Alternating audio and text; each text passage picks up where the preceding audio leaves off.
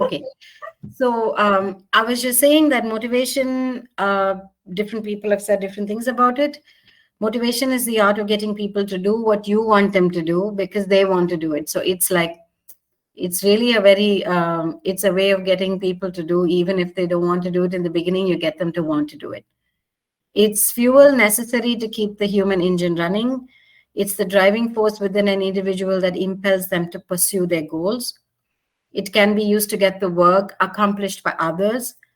And Tony Robbins defined motivation as the catalyst that sets the engine of success in motion. So it is crucial for an individual to succeed in life. And without motivation, there's no like human life doesn't run. Next slide.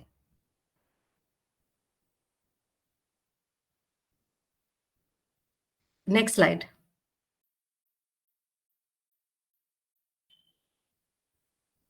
Who's doing the slide change? Hello? Yeah, I'm doing it, but it's taking some time.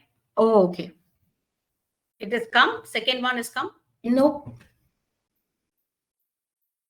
No, huh? No. One second.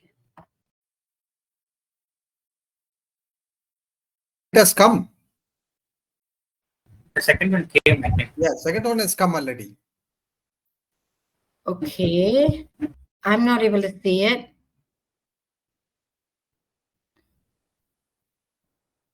Okay. Motivation is the... Okay, sorry. So these are the formal, slightly more formal definitions of motivation. The motivation is the processes that arouse, direct, and maintain behavior towards a specific goal.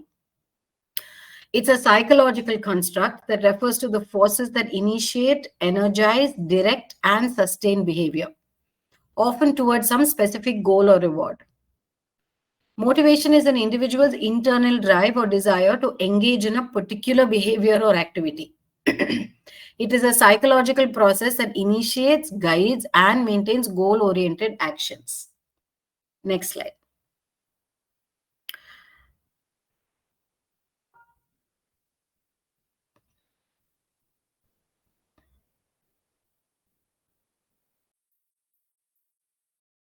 Motivation is the process by which goals are activated and sustained, and it involves arousal, direction, and persistence of behavior. And it's a psychological process that gives behavior purpose and direction. It is what causes us to act, whether it is getting a glass of water to reduce thirst or reading a book to gain knowledge. So basically, you can use any of these formal definitions for your exam purpose. They all have an underlying theme, which is motivation is what we see outside as behavior, but the process is a psychological process, and it is always goal-oriented. These are the three main things that we have to cover. Next slide.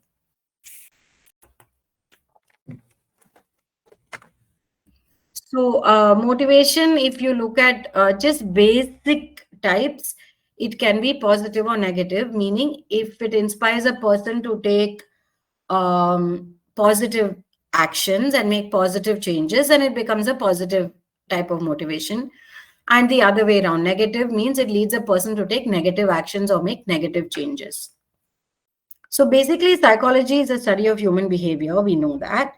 And we also know it is impacted by numerous factors like biological determinants, psychological factors, social and cultural factors, economic and environmental factors, and external stressors that play a significant role in shaping how individuals interact and respond to their environment. So in these factors, motivation is considered a psychological factor. It impacts human behavior and it decides whether we do something or not. And it represents the desire in somebody to accomplish a task, along with the enthusiasm and determination to complete it and succeed in it. It helps people to take steps and reach their goal. So broadly speaking, we can look at motivation as intrinsic or extrinsic also. So if it originates internally in the form of a person's interests and goals, it is called intrinsic. If it is prompted by external variables like incentives and penalties, then it is called extrinsic. This will become clearer as we look at the different theories of motivation. Next slide. So before we go into the theories, we have to understand what is the basic thing called the motivational cycle. So what is happening in this motivational cycle is it underpins the what we call the drive theory, but it also sort of explains a lot of the overall chapter of motivation. Basically, there is a need which arises, which is essential for survival usually, like say thirst or hunger. Now, this need causes a kind of tension in the body. This leads to a drive. So, what is this drive? It is the perceived state of tension. And the need வந்த உடனே நம்மளுக்குள்ள அந்த tension தெரியுது. That is called drive. So, we are aware that our body is ஏதோ கம்மியா இருக்கு. Some deficiency is there in the body, and we have the urge to relieve that tension that is caused by that need. So need leads to or compels the drive, and these can be primary or secondary. Primary needs are like thirst, sleep, or sex. Acquired needs are like affection, belonging, status, money, and all that. The drive leads to what is called an arousal. So physiological arousal. What happens is the driving state arouses us and pushes us to perform a behavior which can be goal oriented. So which leads to the goal directed behavior. Now, once we achieve that goal, there is a certain amount of relief that happens in the body. The tension reduces and there is a reduction of arousal, and we return to a balanced state, and the cycle ends here until the next need arises again. So this is the motivational cycle.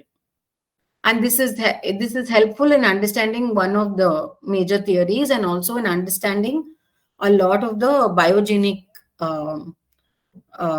motivators that we'll be looking at. Yeah, next. Can you give an example, ma'am, for this? This anything like in the body, there is some dehydration, some lessening of something. There's a need for water. When that water need comes now, the thirst when we feel, that becomes our drive. So it arouses us to go pick up that water. Until then, we don't feel like going and picking up that water. If we are not thirsty, we're not going to get up from our seat and go pick up that bottle of water until we need it. So the need leads to the drive, which leads to the arousal of the physiology in the system, which leads to the behavior which we see externally. Internally, it's the drive that is driving us.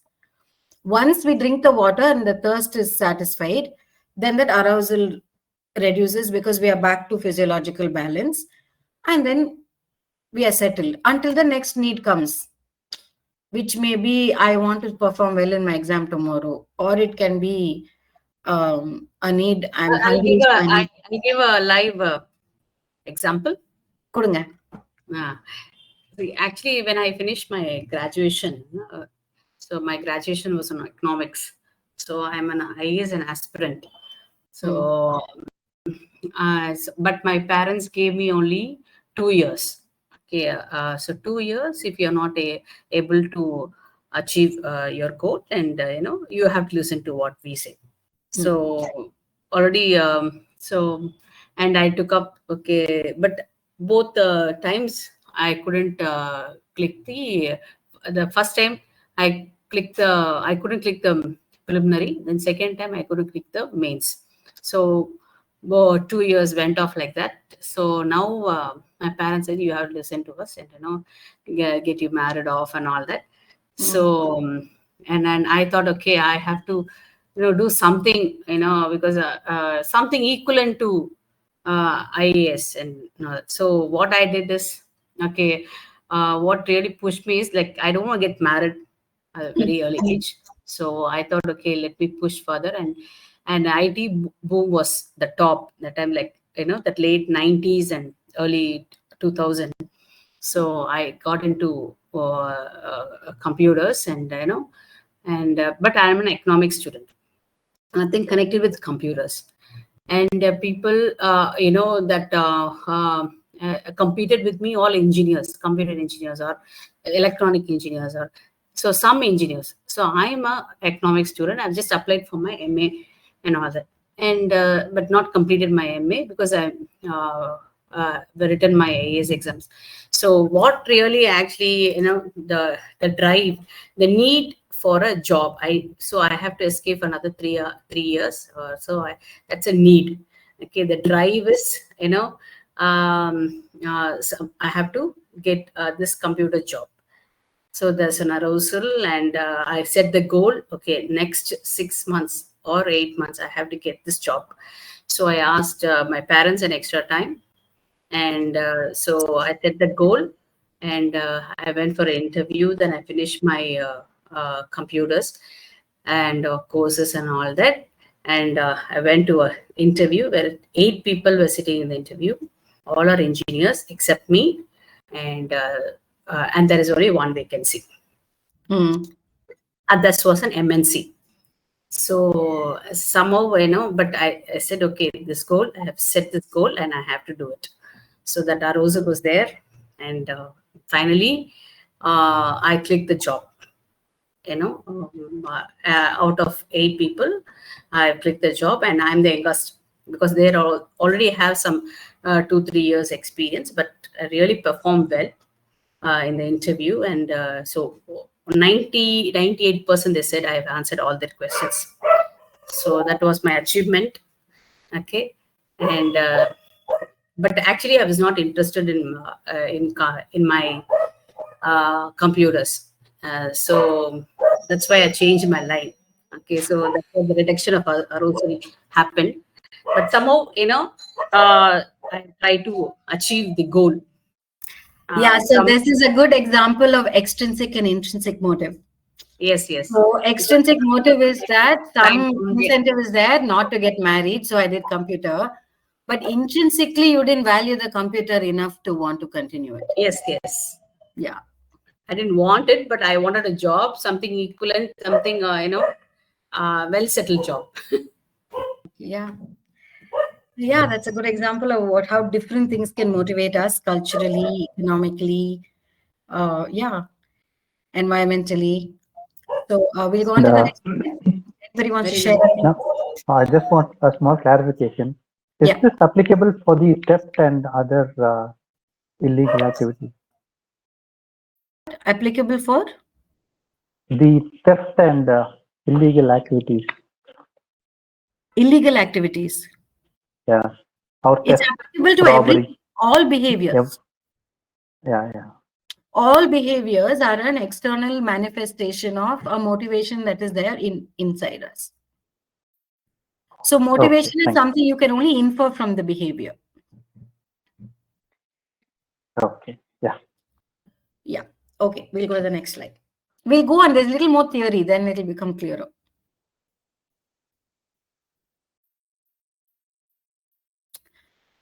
Yeah. We already, I said all this. We'll go to the next slide. Yeah. So we saw how the cycle ended there, and then the next need comes. Then there are also other things that also contribute to drive, that is incentives, which attract or lure people into action and behavior. These become external stimuli, like rewards from the environment. Then there is one more factor called instinct, which is mostly responsible for sexual behavior and behavior related to territorial protection. This cannot come under the just simple drive theory la varadu. So, and these are mostly linked to aggression, and this will be covered more in the next 2 chapters by Dr. Hema.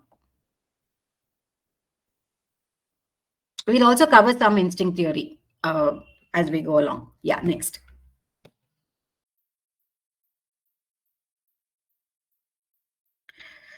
So, so if you look at motives, like what motivates us, they can be classified basically into physiological and psychological. So physiological is basically biogenic, means it is generated from the biology. It is from our body.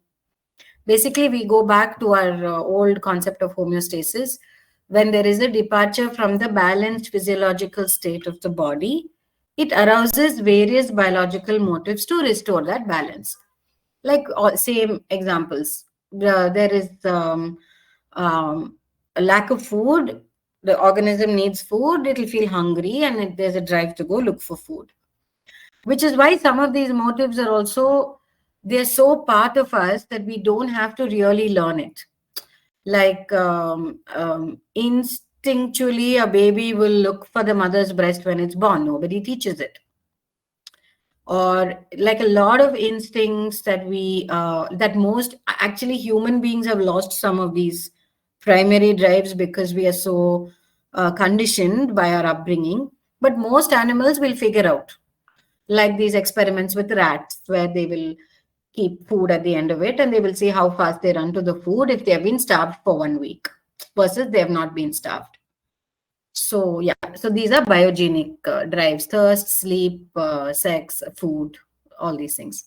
Then you have psychological motives.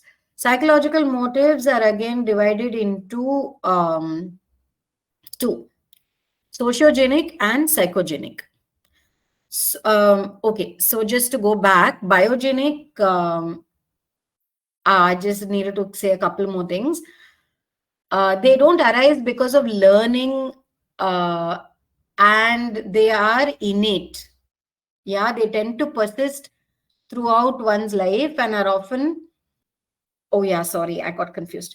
So biogenic, we finished. So if you look at sociogenic motives, they are more complex as they are extrinsic needs that are learned in social groups. So like with peers, with family members where we grow up, these needs vary from person to person, and they depend on the personality type also. So there are many kinds of social motives, and it is very difficult to suggest which is more important or which is least important. And it's also very difficult to measure these motives. So example is achievement motivation is a sociogenic motive. There are, it refers to the need to achieve or accomplish on a task and surpass other people, the need to come first in class, for instance. Then there is affiliation motivation, which implies the need to make friends and seek cooperation with others. So yeah, you can actually go to the next slide. So this we saw examples of biogenic motives. Then the next slide.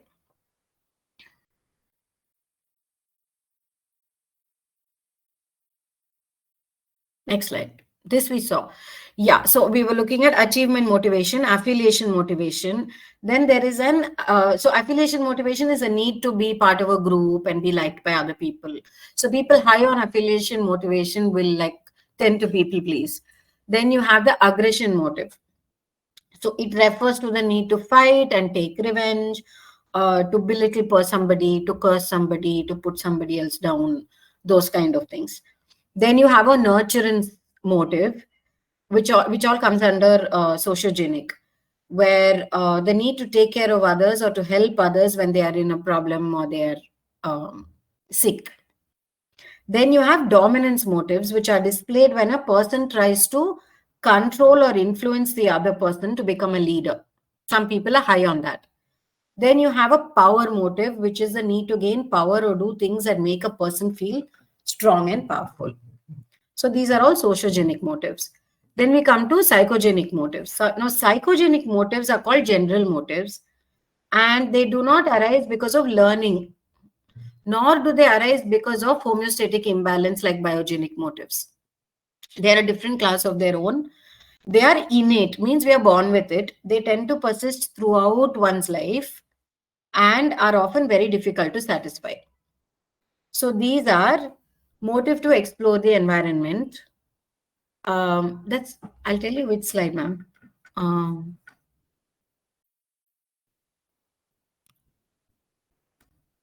Psychogenic motives is slide number 12.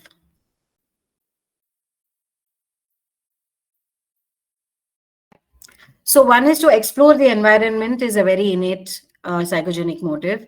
The motive to master challenges and deal with difficulties by being competent is something innately born with.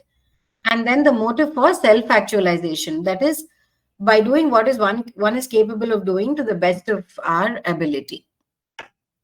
So these are the motives in like one bag. We'll go to the next. So all these motives can again be classified into primary motives and secondary motives. So primary motivation can basically be called as basic motivation and includes needs related to hunger, thirst, sleep, sex, avoidance of pain, and so on. So mostly biogenic. They also influence an individual's behavior at a basic level, like some of the psychogenic motives.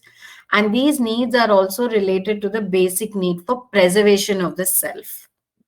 Secondary motivation can be termed as learned motivation. And this changes from one person to another. They are also related to the priorities of each person and the values of each person. So, for instance, it is universal need for everybody to eat. But how I'm going to, what motivates me to say earn so much money versus a different kind of job, this job or that job, or this much is enough for me, or for somebody else that much may not be enough, or some people are motivated for recognition. So all these kinds of things also ultimately lead to having a job, earning money, and finally eating, which is the primary motive. But these are all secondary motives which lead up to the primary motive. Yeah, next. Next slide.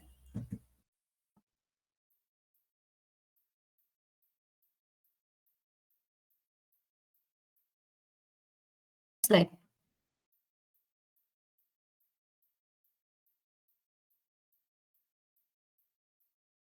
Can everybody see the next slide? Is it just my computer that's slow?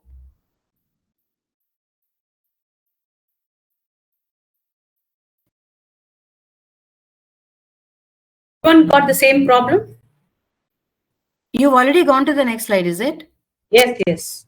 Okay. It wasn't showing up for me. Now it's come. Okay. Basically, theories of motivation, there are many theories. And while each of them offers a unique perspective and focuses on one aspect of motivation, we saw so many different kinds of motivation, right? So a lot of these theories end up focusing on one or the other aspect. But as students of psychology, we need to understand all of them, because for me, this is my own understanding that tomorrow when a client is presenting with, say, low motivation, we can see which aspect is missing and apply the relevant theory to understand where the client is coming from holistically. So in a sense, we need to integrate the theories to see what the position of the client is. So this is where I think it's practically applicable in our profession. So the theories can be divided into content theories and process theories. So content theories are like, why are we motivated? What needs are getting fulfilled? This is what content theories explain. Examples are Maslow's hierarchy of needs, instinct theory, arousal or optimal level theory, drive reduction theory. Now, the examples I've given in this slide are the only things that have in the syllabus, that is in the textbook. There are so many more theories of motivation which I've not included here because they have not asked specifically and it's not there in the book. So these are the content. So in number syllabus theories, I have divided into content and process for your clarification. The second is process theory, which is not about what are the needs that are getting fulfilled, but how are we getting motivated? The process of motivation in our brain. So the examples for this are incentive theory, expectancy theory, which is not in the syllabus, and opponent process theory. Yeah, next. Yeah, next slide.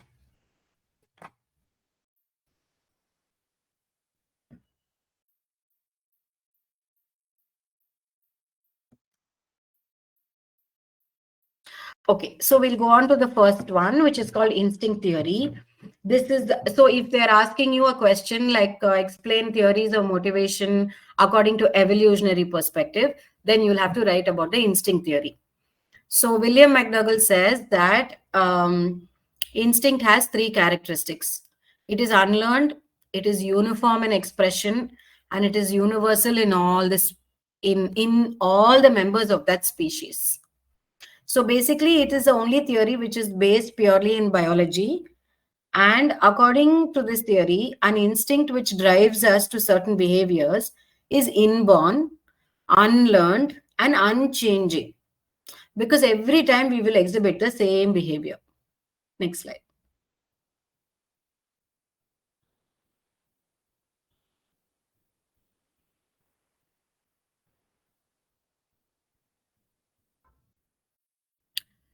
So this Bernie and Teven gave some more extra criteria for instinctual behavior. That is, it's automatic, it is irresistible, which means even if we want to stop it, we can't stop it. It shows up at a particular developmental stage in that species for all the members. It's triggered by an environmental occurrence. It occurs in all members of the species, which is the earlier man who said universal. It's correlated to that. Then unmodifiable, which is what he told, uniform in expression. And it does not require training. Nobody has to teach you how to do it, to do that behavior. So it is unlearned. So what are examples of this? Can somebody say? Instincts. Behaviors which represent instincts in us.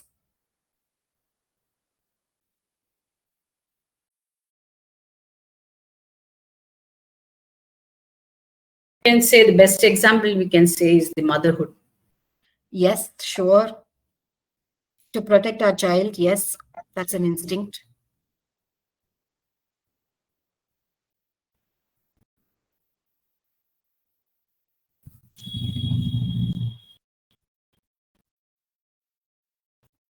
Even in animals, we find this instinct because nobody teaches, these animals, nobody train the animals, but the way they adjust to the environment, all that, it's truly unbelievable. Absolutely. So a lot of our biological behaviors, which is why this is a revolutionary perspective, because if you look at our other motivations, right, instinct for sexual behavior to mate and propagate the species, or Yeah. motivation to eat, or quench our thirst, protect our child, ultimately they all go to one basic instinct, which is the instinct to survive. Correct. Which is why it is called the evolutionary perspective of motivation. So yeah, that's it about instinct theory. Next.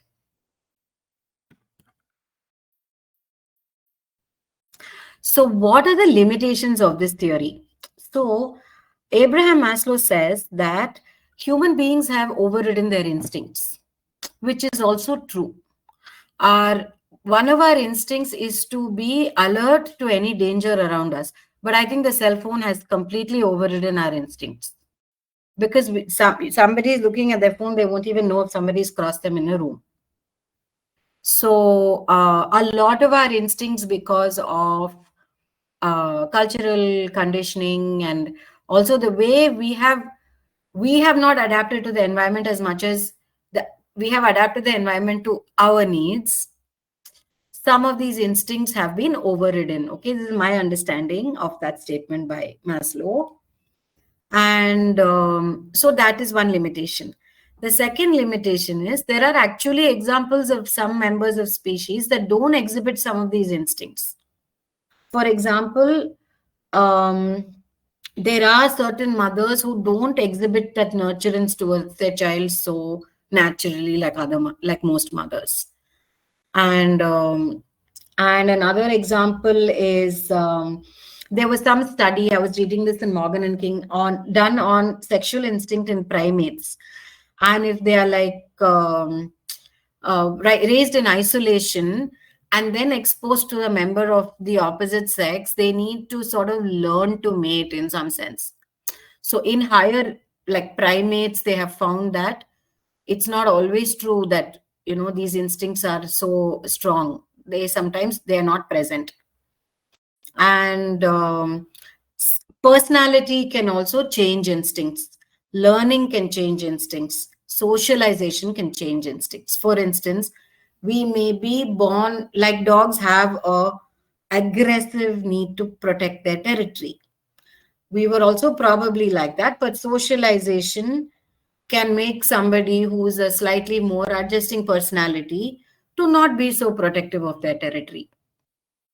Similarly, jealousy, in the madri, these kinds of emotions, which can lead to very instinctual behavior in human beings, can also be changed based on our culture, the way we are brought up, our personality, what we are told to do, not to do, all these kinds of things. So these are the limitations of the instinct theory. Yeah, next slide.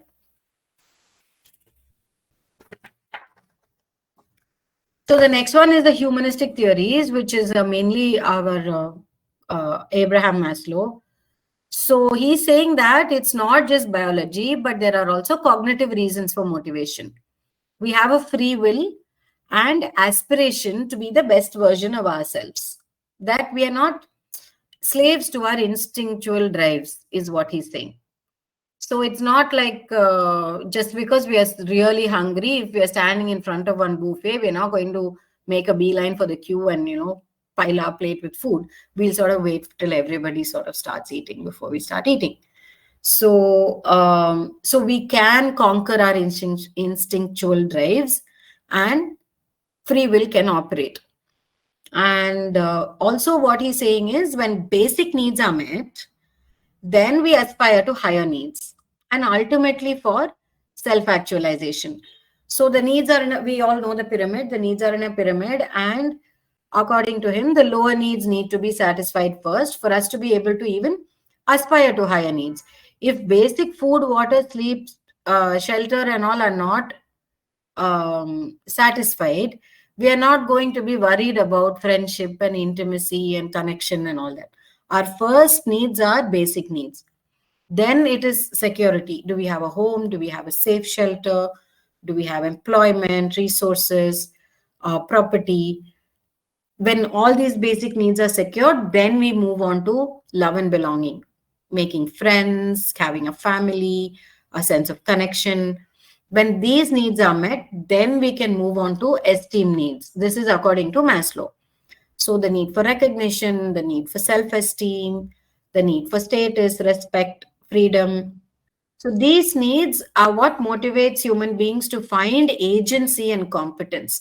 So the need to feel I'm good at this, or I can change my future. Nobody can force me to do anything I don't want. This kind of agency we are able to find. This agency we cannot find if we are under the poverty line and we have to take any job we need to get. And then finally, the needs that we are so fulfilled that there is a desire to grow, and to grow in many ways, intellectually, culturally, spiritually, to carve my own identity in this world. So, and as we grow, then our problem solving gets better and better. But again, for this to happen, the bottom of the pyramid needs to be there. Otherwise, the top is not going to happen. So this is the Maslow's theory of needs, and what motivates us to do different things. Next slide.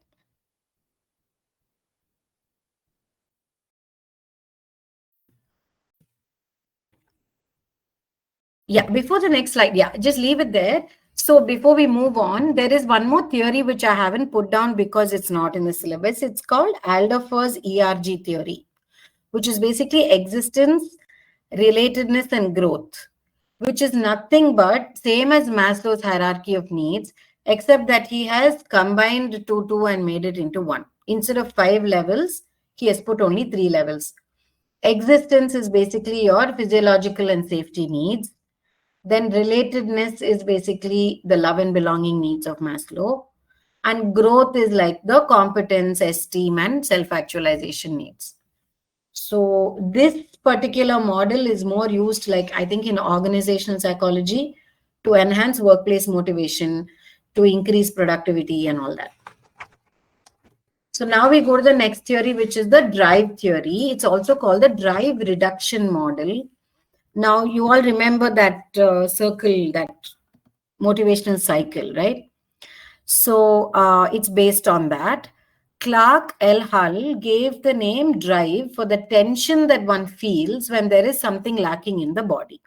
So the tension is basically what we call drive. And then we have homeostasis, which is an important definition here. It's come in the exam. So there are many definitions. I've put out a basic one. The process by which all organisms work to maintain physiological equilibrium or balance around an optimal set point for themselves. There is an average for the species, but there is also each individual's balance. So we are always trying to keep our body in homeostasis. And our primary physiological needs drive us to satisfy those needs. For example, again, thirst, we are driven to drink water. Hungry, we are driven to eat food. The need for species survival, we are driven to mate with an attractive partner. I mean, attractive is a subjective word here, who that person finds attractive. Now, thus, whenever there is any deviation from the ideal state or the set point, then the adjustments will be made by the body to re-establish the balanced state or achieve that balanced set point. So, restoring balance is the goal here. Homeostasis helps to operate the needs related to food, water, sleep, body temperature, and so on. So now drive theory also combines the biology of human drives with motivation, learning, reinforcement, and habit formation. It is known as the push theory of motivation. One sec.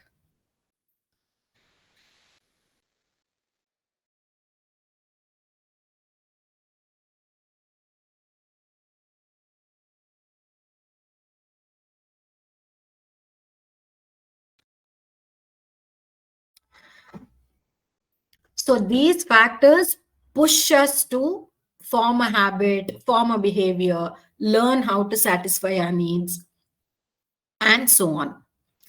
So, yeah, next slide.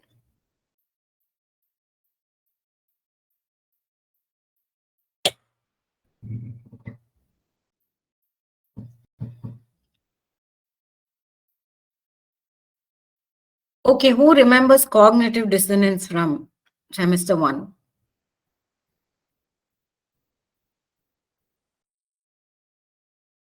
Festinger's cognitive dissonance we all studied, remember? Basically, when two thoughts are in conflict or our behavior is in conflict with our belief, or we have two different beliefs which are inconsistent. So we get into what is called cognitive dissonance. Now, cognitive dissonance is also a kind of tension because it is very hard for the brain to hold both inconsistent thoughts or beliefs and behaviors together in the same place. Can somebody give some examples of this?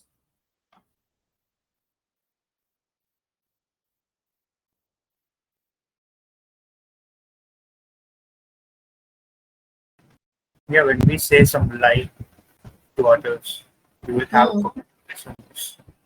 Yeah, when we lie, sure. Yeah. When we lie and we have a belief that we are truthful, then there is definitely cognitive dissonance. Yeah.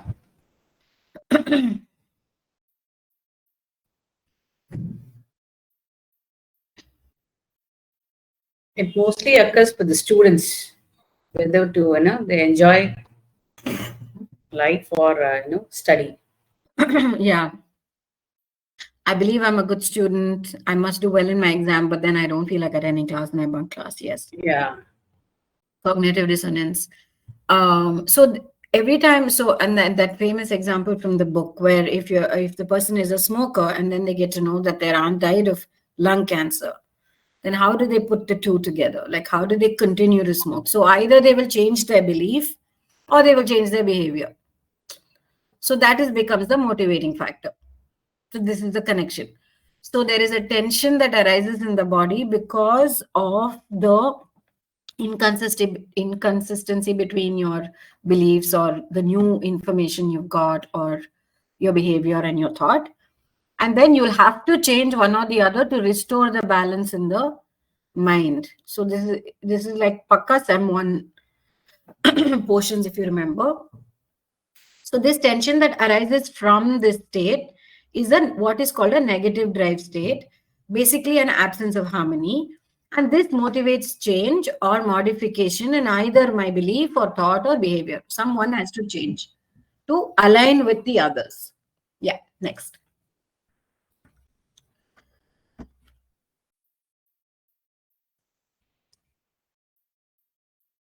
Next, we will look at what are the limitations of the drive theory.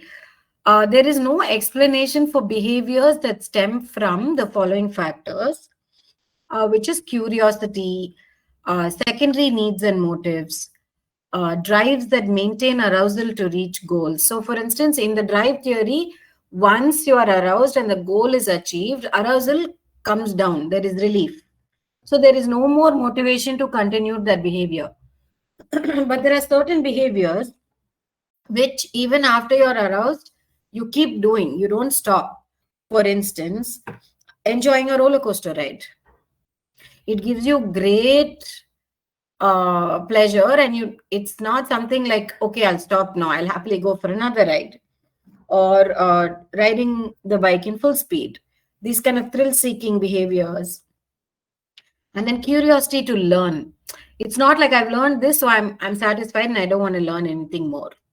That curiosity keeps maintaining it. There is no relief really. So drive theory doesn't explain these kinds of phenomena, which is why we have other process theories coming up. Next slide.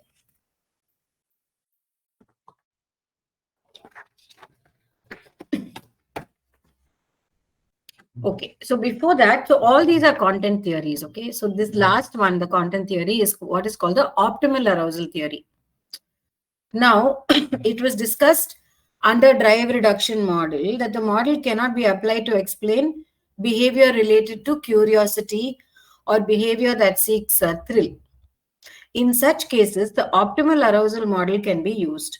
So this model is basically based on the work carried out by this year and Dodson in 1908. They came up with one law which says that we function best when we are moderately aroused or energized, and both very low or very high arousal leads to poor performance. This is their law. Everybody got it? I can show you a graph also if you want. Basically, we need a certain of arousal. Too much or too less, we can't. Yeah, if you look at this graph, if we are not aroused at all, we are in boredom or apathy, or we are sleeping. If we are highly aroused, then we are, sorry, I'm coughing, one second.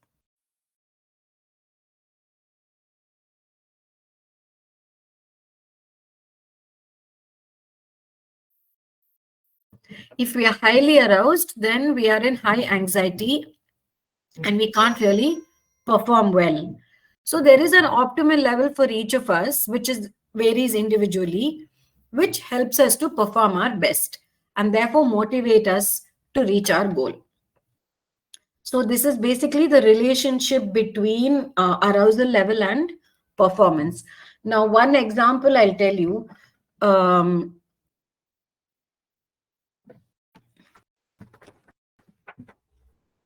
Suppose there is a test coming up and I'm very excited about it. It'll keep me engaged and performance will go up. But if I'm so badly prepared that I am afraid of the test and I'm nervous, then I may not do so well in the test. Or if I don't care about that test at all, which is very low arousal, then I may not do well in the test either. So the optimum level of excitement and nervousness needs to be there for me to perform my best in that test. So each of us has our own sweet spot in terms of what makes us perform our best and motivates us to put in the work to reach our goal.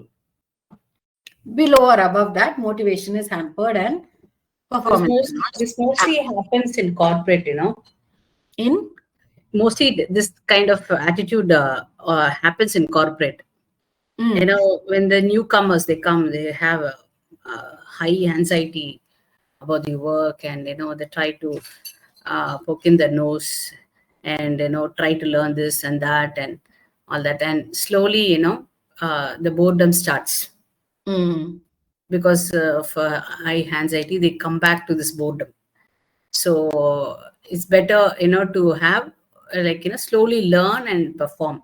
That kind of optimal level, only people are with the attitude of learning slowly and steadily can do this optimal level of Thank you for sharing. Yeah, that is really works actually. Actually, many of these theories are mainly used in organizational psychology. Yes. How to motivate and how to keep people performing their best and all that. Yes. Yeah. So I just want to give like a personal reflection for all of you to do here. So basically, when we are having a very low level of arousal, sometimes we motivate ourselves by arousing ourselves. Meaning, just go to the next slide. I may go for a run, or I may do some cleaning up. I'll put on some music and clean up something in my house because I need something to go back. Yeah, I need something to motivate me to do some other work that I don't feel like doing. And similarly, if I'm really highly charged, I need something to wind down. Like I may lie down and I may not be able to go to sleep easily, and I may need to read a book or do some puzzle or something before I calm down and go to sleep. So it'll be interesting for each of us to reflect on what do you do when you're feeling a very low level of arousal and you need to sort of get to that optimum level, or what do you do that when your arousal levels are too high and you need to wind down? Like, yeah, can we have some personal sharings here just to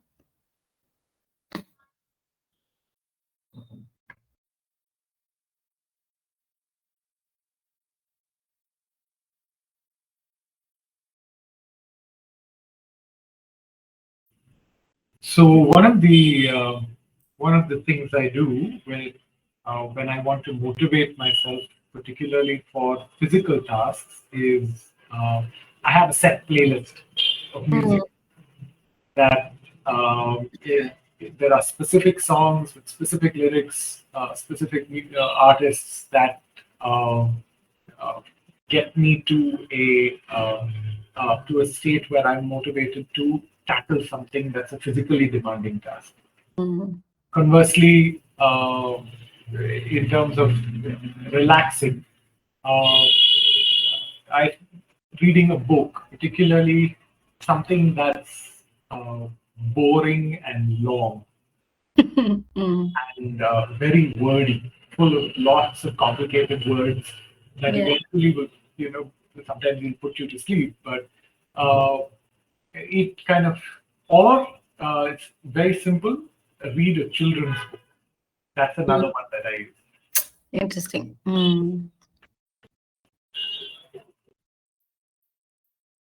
Yeah, I found myself before the exam getting so highly nervous and wound up about it that the only way to calm myself down was to shut the book and do some other task unrelated to the exam.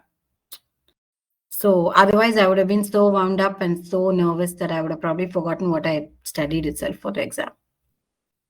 So yeah.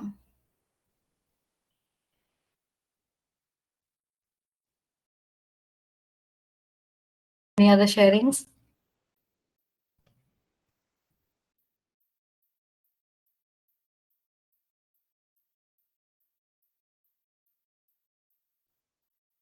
It's a For example, like if we feel very tensed or like we have some botherings in our mind, like we just go eat some favorite food or something, like we go, like while eating our favorite food, like we just like calm down our arousals and Yeah. Yeah, actually, this links up to the next topic, which will come under biogenic motives. Like, why do some people go eat even if they're not hungry?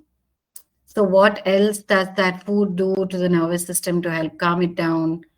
So, like what people call cravings or stress eating, or those. Yeah, it'll probably come tomorrow in Dr. Hema's class. Yeah.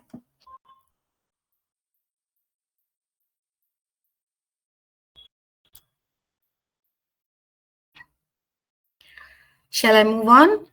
So, okay. So now we go to, so these are all content theories, okay, which are largely rooted in biology, but also in Maslow we saw biology, also cognition, also, yeah, that's a bit of a mix. Now, incentive theories is one of the process theories, and they are described as pull theories. And that drive theory is a push theory. This is a pull theory. It is pulling you towards something. So the theory state that motivation is a result of a desire to achieve external rewards or incentives. So we have numerous examples of these, right? So working to earn money, studying to pass an exam, working extra hours to earn a bonus. So what does this remind you all of? It directly links to one chapter we did in semester 1.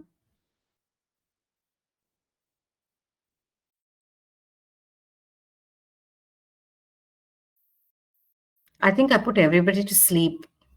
It is very difficult to recall what chapter we read in first semester. No, just this concept you must remind you of something. To achieve an external reward or an incentive. That motivation theory, right? That continuum. Conditioning or something. Conditioning, correct. Operant conditioning. Operant. Correct.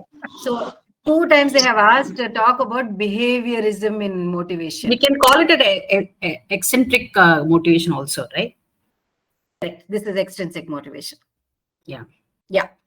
So behaviors are influenced by external motivators and triggers or outside incentives. Incentives are what motivate us to behave. It's not a drive. It's not a need inside. It's not like, no. There is some reason I want to do something because I'm getting something from outside, or I want to avoid punishment. So yeah, incentives are positive and negative. So basically operant conditioning. Yeah. So when they ask you to describe, I think behaviorism in motivation, we are basically focusing on incentive theory. This is my understanding, because I went through the question papers. This was the only connection I could make. If any of you have any other perspective on this, please offer it up to the group. Yeah, I will give an example. Actually, push and pull, we use it for even in schools and colleges. A push is very easy task to do. You motivate the person, you give them some goals, or you drive towards that goal. So push is you even pushing a person, you can easily do it. Like you just a little tap also, somebody you can just push them forward. Actually is very, but pulling a person out, because they'll be in a overthinking stage, or they'll be they don't have a self motivation. So that kind of people, pulling is very difficult.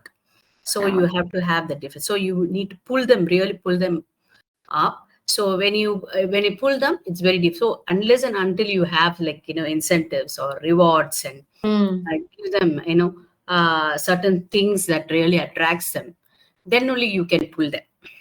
Yeah. So pulling is difficult, pushing is easy. So you can just remember this. Perfect. So yeah, so we'll just go on to a couple of examples quickly, and then we're almost done. Some positive incentives. I think this is we know all this stuff. So these are rewards or reinforcements. So the word reinforcement, if you remember, then you will remember operant conditioning, behaviorism from our first semester, and that is how it's related to motivation here.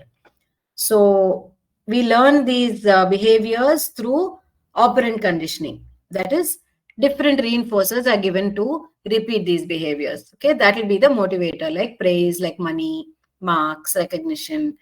One small child, you say, you go shut the door and come, I will give you chocolate. So like that. It's not like you're teaching the child to shut the door because they need to learn how to shut the door, but because they will get a chocolate at the end of it. So again, the push and pull, like what ma'am was saying. Yeah, next one is negative incentives. These are just plain opposite of rewards, and they're offered when positive incentives do not work. So only if the positive incentive is not working, we give the negative incentive, which is like failing a student or a suspension or taking away a privilege from a teenager or taking away an award for something done bad, whatever. So these are negative incentives which motivate a person not to do a particular kind of behavior or to do a particular kind of behavior. Yeah, next. Next. So we will look at what is the application of the incentive theory and the limitation. It's very useful. Next slide. Like ma'am was saying, it is very useful and applicable in students and learners mainly, and in organizations to keep employees motivated to increase productivity.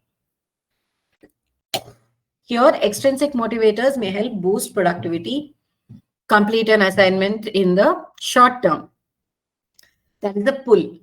But intrinsic factors, the push factor, which is seeing the value in what we need to do, actually is more long term. It can be sustained for longer and it has longer term benefits.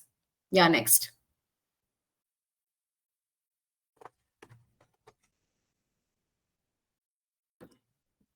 Next. We'll move on to the process theories now. So there are only two main theories that they have given in the syllabus. One is this operant process theory, which was suggested by this Richard Solomon. And basically, he's saying that emotions can be viewed as pairs of opposites. When one emotion is suppressed, then the opposite is experienced, or the other way around. When one emotion is experienced, the opposite of that pair is suppressed. So this emotional state is linked to motivation.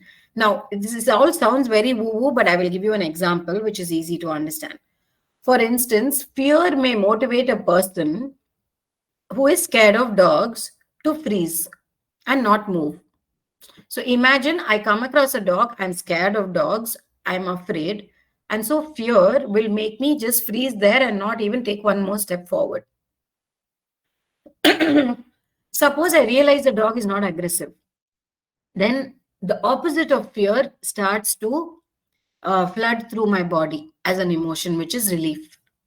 And as I feel relief, the opposite of fear, then that may motivate me to just ignore the dog and keep taking the next step forward on the road. Or if I'm so adventurous and I feel like, the dog is actually friendly, I may go and pet it. But this is governed by the emotion that my body is feeling. So this is about operant process theory and motivation. That's all you need to know about this. Application we'll see. Yeah, next. So two things that we can use this theory to understand. One is substance abuse disorders, where the initial, so what happens with substance abuse is that first when they use the drug, they will have an initial emotion of pleasure. Now, as the pleasure wears off, according to operant process, the opposite emotion replaces that first emotion, right? The opposite one. So you have negative emotions that replace that pleasure, which is associated with what is called withdrawal from that drug. So a user may end up taking a drug not to experience pleasure per se, but to avoid the negative emotions associated with not taking the drug. Is that clear what I'm saying?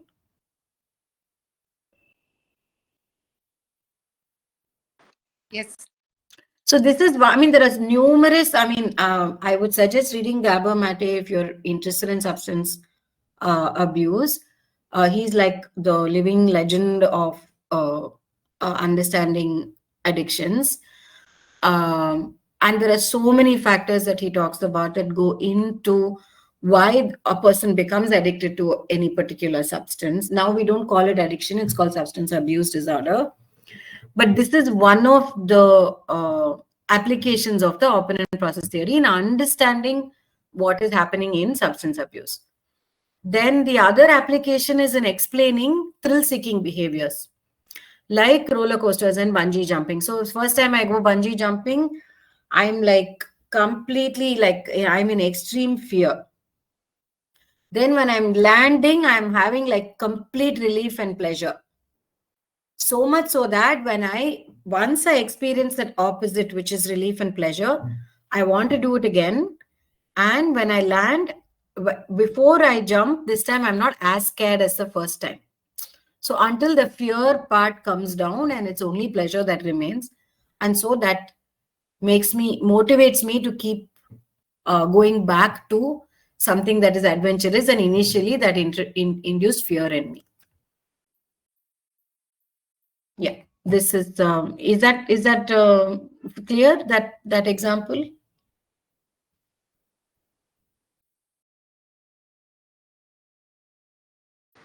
Yes. So that's it in terms of the syllabus. But in my reading up, I found that a lot of authors go on talking about this two-factor theory. So I just put it down, basic facts, because one instinct told me, what if they ask this in the exam? So this Herzberg's two-factor theory, again, it's more in terms of organizational psychology. So it's anyway useful. It's put forward by Frederick Herzberg. He says that there are two main factors that give rise to satisfaction and dissatisfaction, and that is hygiene factors and motivational factors. So what he's saying is that hygiene factors determine the level of dissatisfaction in a person. And to actually experience satisfaction, you need the motivational factors. Yeah, so just go to the next slide.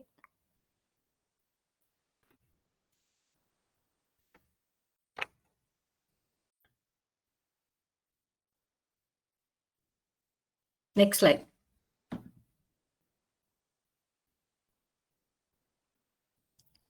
Basically, he talks about satisfaction and dissatisfaction as two extremes. Next slide.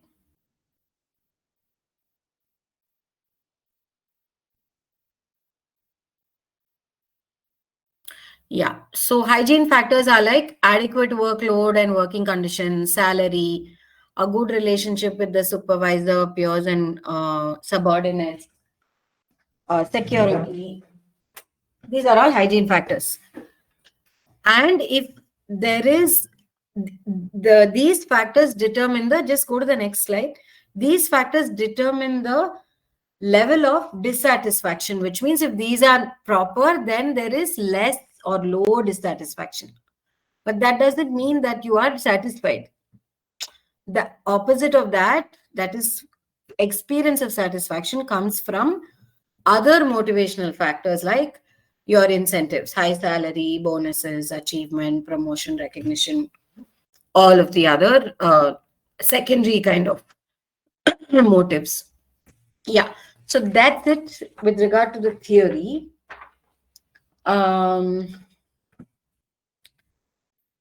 Just to quickly summarize what we did today, can you go to the next slide, please? We looked at the definitions of motivation. We looked at what is called the motivational cycle. And then we looked at types like intrinsic, extrinsic, primary, secondary. And then we looked at different kinds of motives, which are biogenic and sociogenic and psychogenic. These will be covered by Dr. Hema over the next 2 classes. So I didn't go into much detail because anyway, they will be detailing over the next 2 days.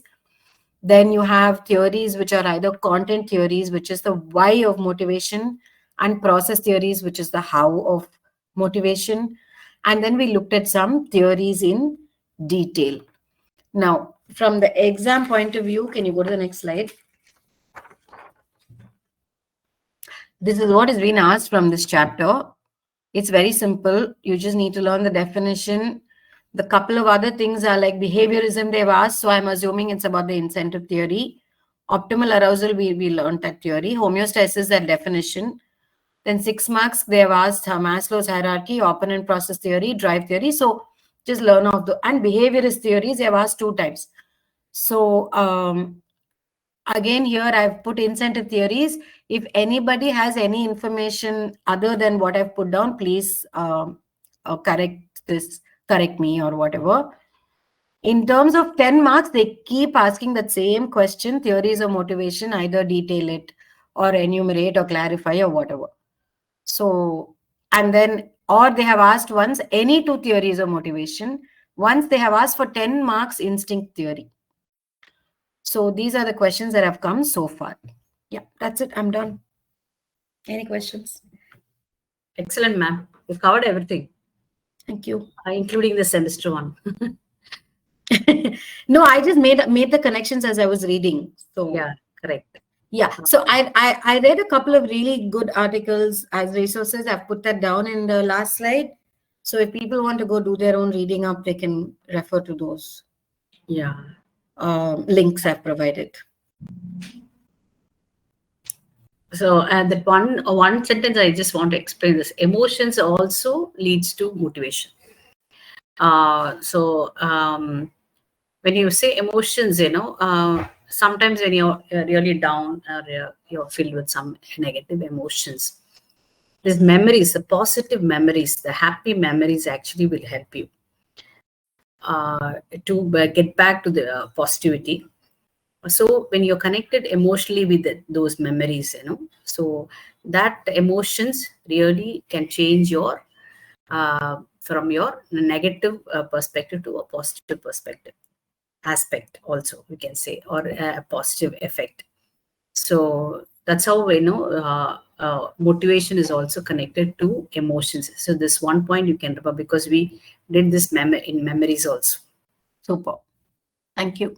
Thank you. Thank you so much, ma'am. Thank you. Thank you all. Thanks, Emma. I hope I didn't put everybody to sleep. And ma'am, you have to stop recording. Oh, sorry.